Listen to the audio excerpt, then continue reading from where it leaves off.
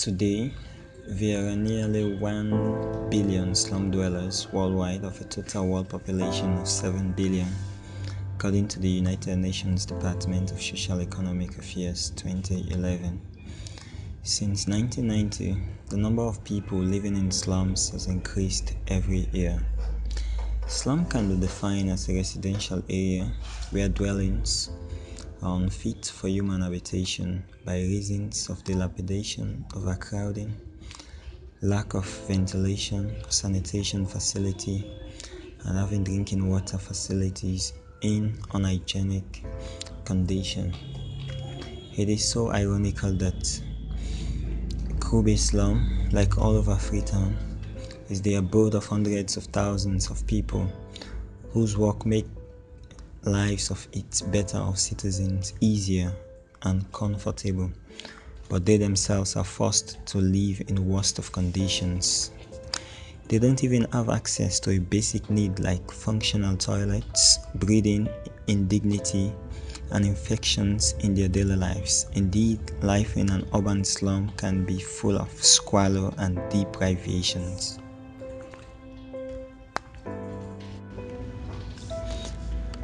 The life in urban slums has not been hidden, but I wanted to have a first-hand experience as to what real life is like in these hell kind of conditions, and I chose to visit Kobe slum area in the Freetown municipality.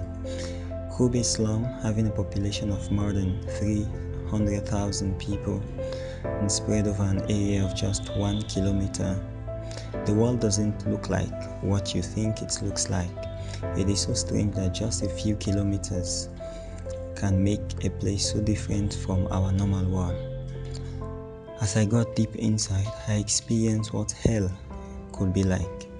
Dirty, stagnant water, clogged drains, narrow lanes, cramped houses, heaps of garbage, and strong stink welcomed me.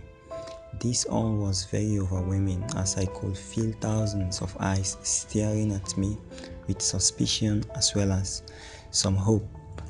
But soon I realized that all of them are very friendly as they gathered around me sharing their grievances and how each and every single day for them is filled with so many struggles for small and basic things.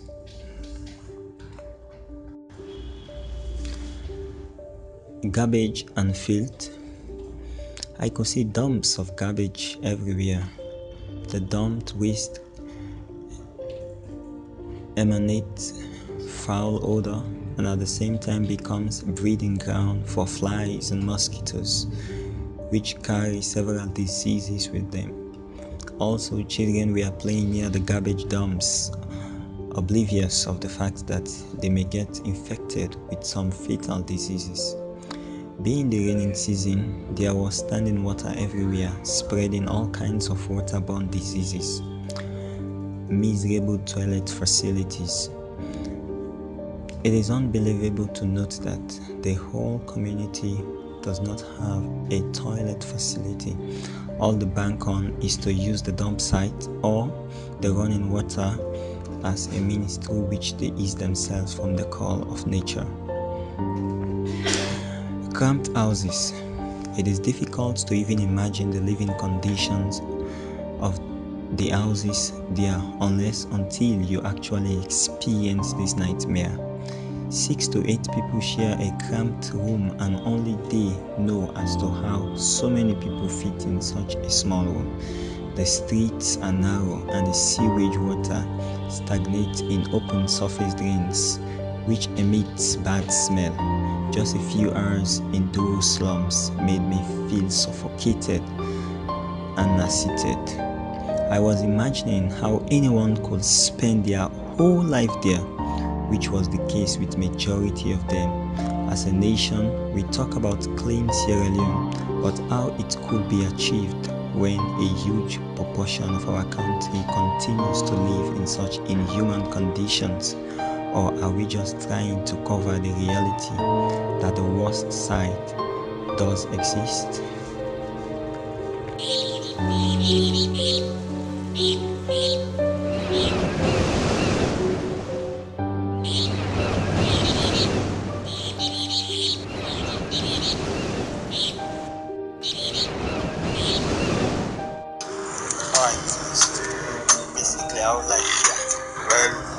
So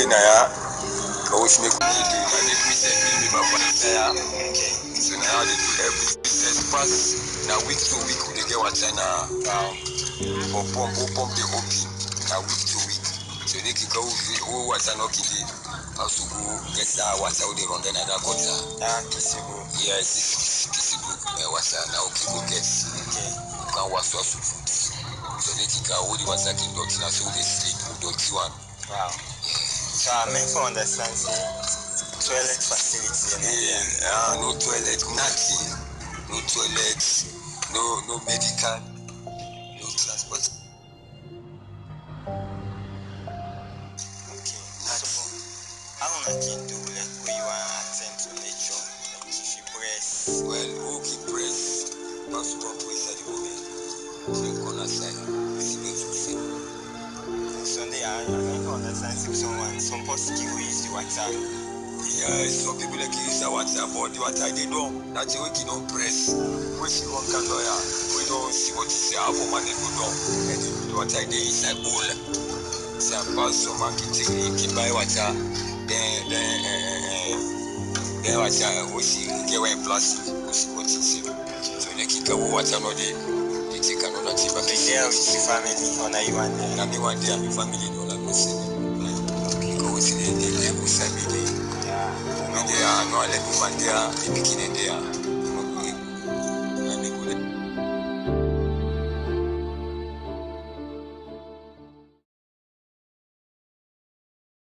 So if you they call for help, what you go allow government to for? Government, the big job of our government. Let them add the salary. Let them add the salary. They add the salary until they get chance for students call the family. But the not inside well Latina how go the family there. They say they suffer. Then the PC over there and money they get. They not gonna suffer with the suffer. Let's see me and no more now. See the portion they brought swamp. So it's cheap. Alright. So before go take portion and make we say the kaya and how they live. Again no dresses we can race no boots. This one now we see.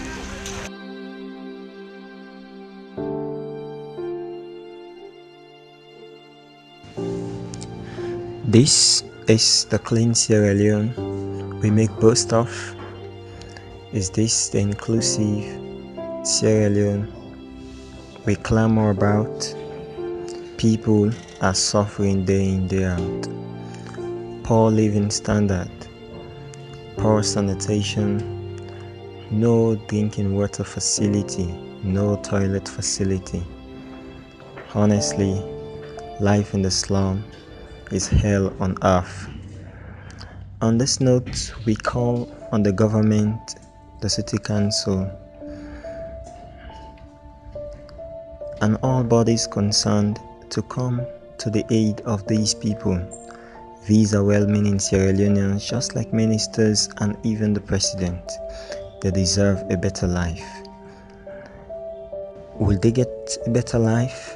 Is a question we'll continue to ask, because these problems have been on the shores of Sierra Leone for decades. How we wish they will end so soon. How we wish these people will have a normal life just like other Sierra Leoneans living in better places.